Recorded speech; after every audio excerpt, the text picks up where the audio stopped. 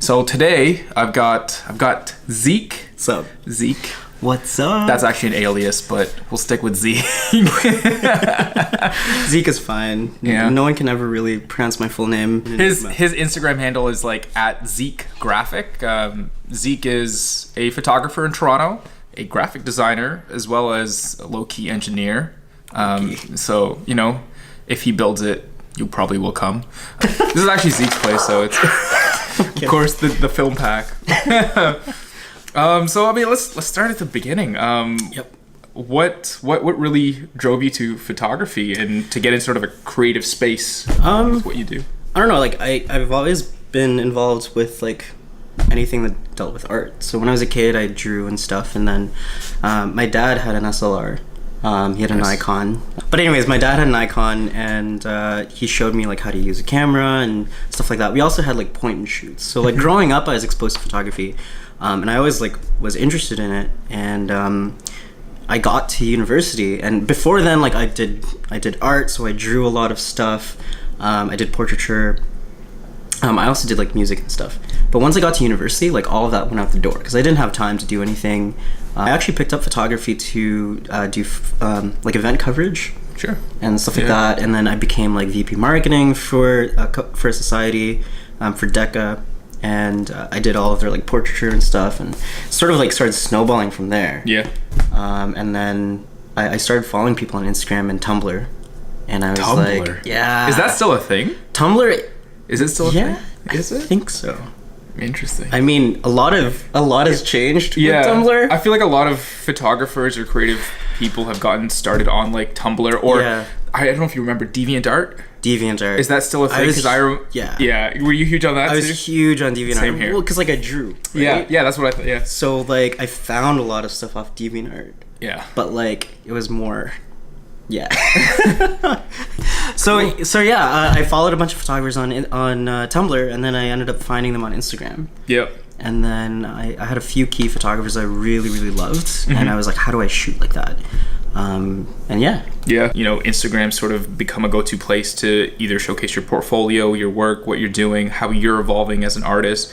But how would you say Instagram for the photographer and even yourself has changed since you started to get into it and follow people, and sort of what purpose does it serve then? Does it serve the same purpose then as it does now, or is that sort of shifted as you've seen? How did it change? Well, I mean, like when I first went on Instagram, photographers were just kind of doing their own thing, right? Like they were posting shots they took, whether it be like street stuff. Like I know when I joined Instagram, it was all street. Like everything was like lookup season and like reflections. Toronto, like anyone that's from Toronto knows like Graffiti Alley, rooftopping. Like I've hit quite a few rooftops back in the day. Oh, see? But aside from that, like I think everyone just did their own thing starting off on Instagram. And from there, like there were some people that were really like niche. Yeah. And they excelled. So you have like people like Jesse Herzog, you have people like I don't know, like Cat Ireland, stuff like that, where they had a very niche sort of market, and then they kind of just like took off with that, and then everyone else sort of followed suit. So then like everyone started doing that, and then it became saturated. So now it's like everyone's trying to post stuff that people will like versus stuff that they think is good art, or stuff that is representative of their work. Yeah, that's interesting that you mentioned that, because I've sort of found the same thing. You know, you're on the explore page, and maybe you're looking for inspo, maybe you're trying to see what people are up to, and you see a lot of the similar shots and, you know, things like that. And I feel it's like you get frustrated, and then, you know, but at the same time, it does well because that's what everyone kind of wants. Yeah. But at the same time, is it sort of, you know, is there meaning behind that, or is it just another shot kind of deal? Like, is there a story to be told there? Yeah. And that's how I feel with some certain things with Instagram. It's like people tend to do it, you know, it's cliche, but they do it for the likes, or they do it for the exposure in a way. But I mean, it's a big part of what we do as photographers and creators, and somehow we have to embrace every sort of aspect of that. Yeah. Well, a lot of it really is like, okay, like people get onto Instagram and they're like, okay, how do I get people to see my work? Yeah. And it's mainly through like followers and stuff. And how you get followers, where it's like you got to post stuff that everyone likes. Yeah. Unfortunately, what everyone likes isn't the greatest. Like you have stuff like you get like the fairy lights going on. I mean, it's overdone. I mean, I'll be honest, I'm guilty of I've used done fairy it. lights. I've done it. But then it's like use it once or twice, and once then you're like, all right, I've done that. Now, like, how do I do my own thing? Can't replace Brandon Woeful, unfortunately. No. He's anytime you think fairy lights, it's Brandon Woeful. Exactly, and he trademarked that, right? And there's certain photographers that you think of like soft pastel tones, and what do you think? Who do you think of? Brandon Woeful. Yeah, like those weird sort of and those pinks and blues. Blues, that kind of deal. Yeah. Or even look at a guy like Bobby Vu on Instagram. Like there's a certain look, and he sort of patented that look. Well, that's the thing, right? Yeah. Like different artists have signatures. Yes. You have to make your stuff recognizable. Absolutely. And the thing about Instagram is like, okay, like before it used to be like that. You look through your feed and you're like, okay, I know this photographer, and I know this artist, this photographer, this model. And then now it's like you're scrolling through and it's like everything's starting to blend together. Yeah. And people are sort of just doing something that someone else is doing because that's successful. What would you say like your signature is? My signature, oh god. Yeah. I know what I can tell you that, but I want to see what you think. What do you think? What I think? Well, I think Zeik loves he loves natural light. I'll say that. Definitely more of a natural light portrait photographer. He likes dark tones, dark brown tones. I've noticed that in his work. Muted highlights. I definitely see that. And muted lamps. Lamps. That's like Zeik circa 2017. More recently, I haven't been able to shoot a whole lot. But the signature thing, you're pretty close. Oh. Yeah. I'm hugely inspired by a lot of cinematic things. Cinematic things? Cinematographers? Yeah. Or like tableau type photos? I guess, yeah. Yeah. Like things that look context. like they're stills from a movie. Yeah. Essentially. So a lot of the times, like I'll be watching a show, and I'll take a look and be like, okay, I really like this. And what I find with cinematography is they use a lot of constant light. They can't use flash. Mm-hmm. They can't like control the light like that. So everything uses constants, and that's why Twain said I use lamps a lot, because I started playing around with placing lamps strategically. Mm-hmm. I guess a signature look to my photos is backlighting. I like to backlight. Yeah, I've seen that. And having like light trace like people's profiles. And, or certain like things. Yeah. Yeah. So he likes to shoot from the narrow side, meaning the side that's not being directly exposed by the light source. Mm-hmm. It's actually it's so in a way can be very contrasting and punchy, which is like it's so much edge to it because you see this whole silhouetted person, but then like subtle details are revealed and you think like, okay, why is this so mysterious? And you're like, who is this person? It's like, oh my god. So I really like it for that too, and it's and the whole cinematography aspect to Zeik's work.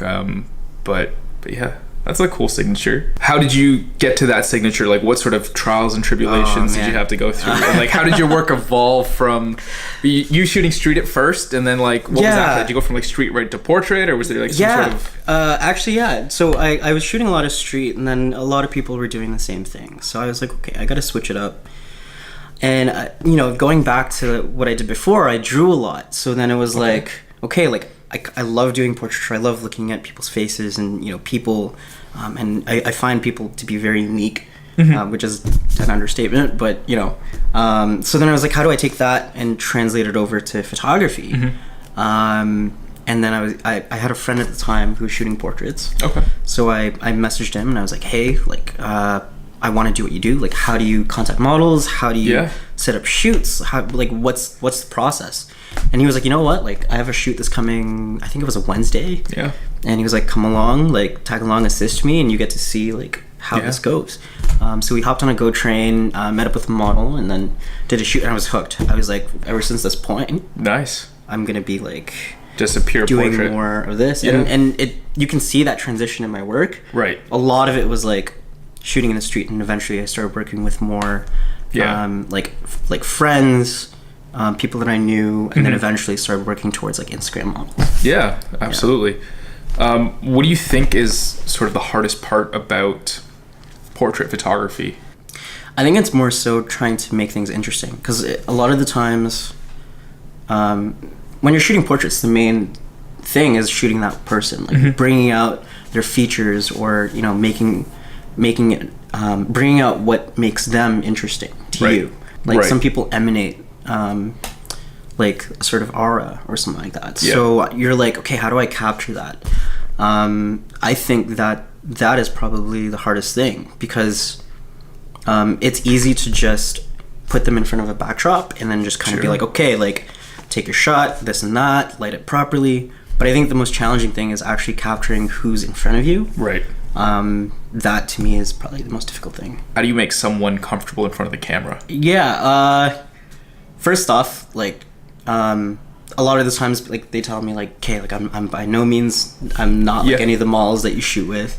And they always come at me with this sort of attitude. And I'm like, well, the models I work with are people too. But I always tell the people that aren't models, I'm like, well, you're a human being, and as far as I'm concerned, human beings are beautiful. So start off with that, and then immediately they're like, oh, okay, like, I never thought about that before. Yeah. And then the way I usually conduct my shoots is I put on some music. So I'll ask them, like, okay, like, what are you, like, jamming out to? Like, what's your jam right now? What if they say country? You can leave. I'm sorry, I'm going to admit it on camera. I went to Boots and Hearts and I slightly became a country fan. No, you were already a country fan. Don't even. Okay. No, I've had people be like, I like country, and I'll indulge them. He'll grimace inside. I'll grumble a little bit, but just to get that first shot. Yeah. Then I'll so comfort, of course, a big thing, right? Huge. When it comes to portrait photography, Huge. especially when you're looking at capturing sort of the human element, and sometimes people, will be in vulnerable sort of poses or situations. So you want to make sure they're as comfortable as possible. Yeah.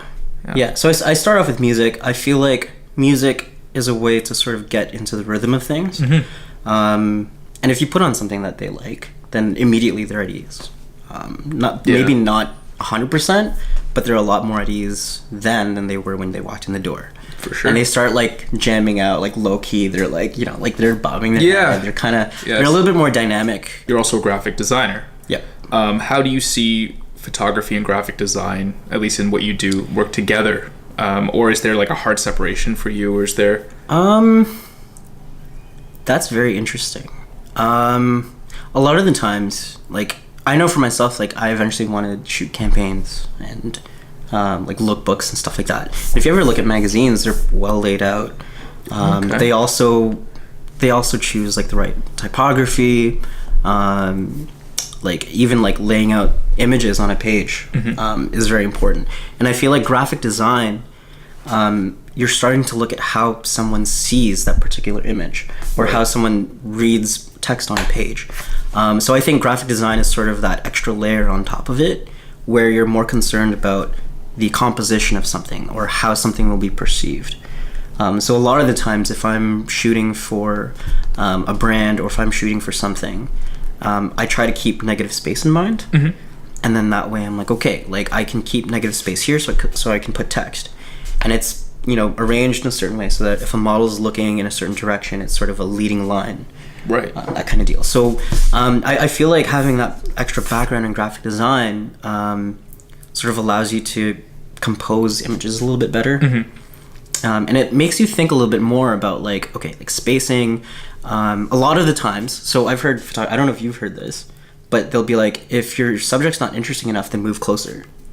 Okay. Have you heard that? Yeah, I've heard of. Like I've heard variations of that. So you'll zoom in. Yeah. So if you're too far, you'll zoom in, and you'll just keep going as close as you can until your subject is interesting. And I'm like, well, how about like stepping back?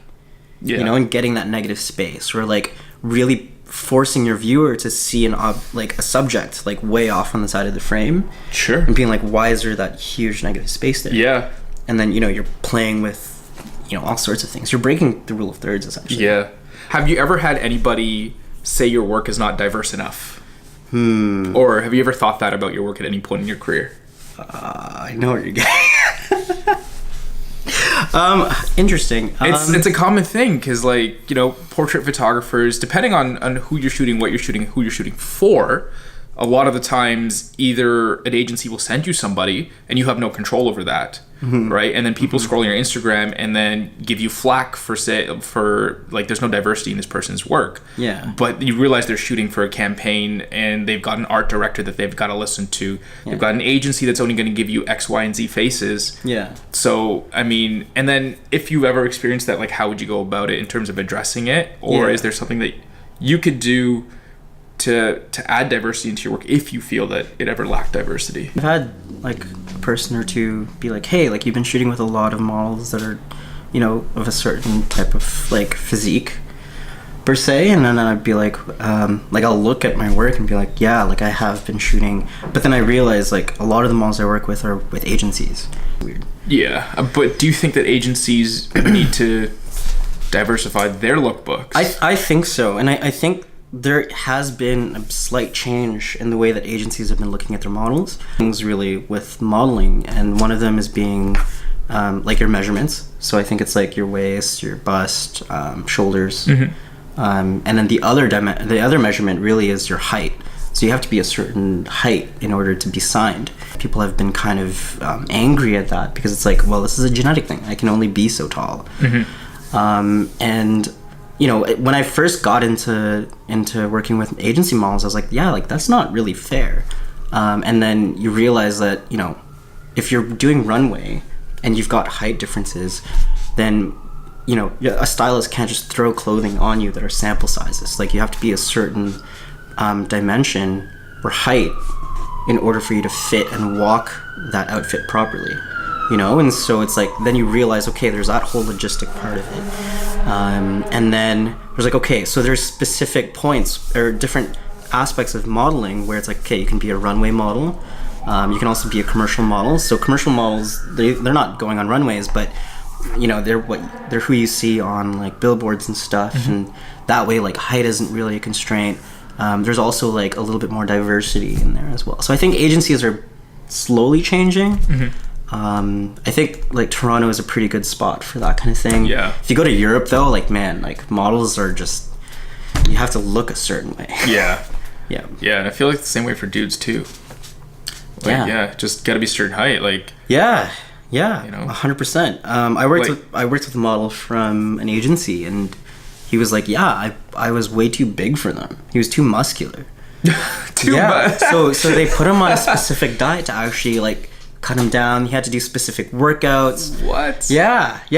Like working with agencies, it's not just like this and that. It's you know, you have to fit what clients are looking for. Yeah. For their particular lookbook or whatever it is that they want. Yeah, it's insane. Yeah, it's quite interesting. There's like a lot that goes on behind the scenes. Yep. That I guess, you know, the consumer or whoever's viewing your art doesn't really see. Yeah. Right. And part of that is working with the agencies, and then what the agencies also coordinate in the background, in terms of even picking their models and things like that for certain shoots or or a list for their clients. Right. So there's a lot more than just the photograph, and just the makeup or just the set and the story behind it. Right. So it's sort of an orchestra, a lot of moving pieces. Yeah, there's a lot. The thing that I've been doing recently is reloading my disposable camera. Yeah. So what's this one? There's one right there. Yeah. So it's a Kodak Funsaver. On the back of it, I've taped Tri-X because I've been reloading it with black and white film. Yeah. The thing that I love about this is that it really is like the like stupidest camera ever. I think it's fixed f8, shutter's fixed. And the ISO is really reliant on whatever film you put in. So really, you just point and shoot. Like it literally is point and shoot. Yeah. So going around, I've been taking photographs of friends, taking photographs of like places that I go to, and then kind of just leaving it up to the film, being like, okay, like what can I get? Whatever the light and shadow is, like I kind of have and the thing with this camera is it's very unpredictable. Like you have no control over anything. So you're kind of leaving it to chance, but it's all down to like what you see in your composition and who you're with, and it's that moment in time. And I think that for now, for me, is something that's really, really nice to have. Yep, it's perfect, man. You know. No, stop. Yeah. No plugs. Can cook. Can take your IG bangers.